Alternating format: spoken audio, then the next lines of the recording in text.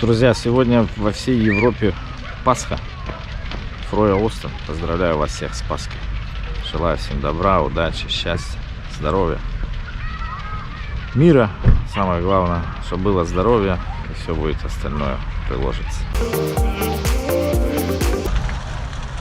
Ну, друзья мои,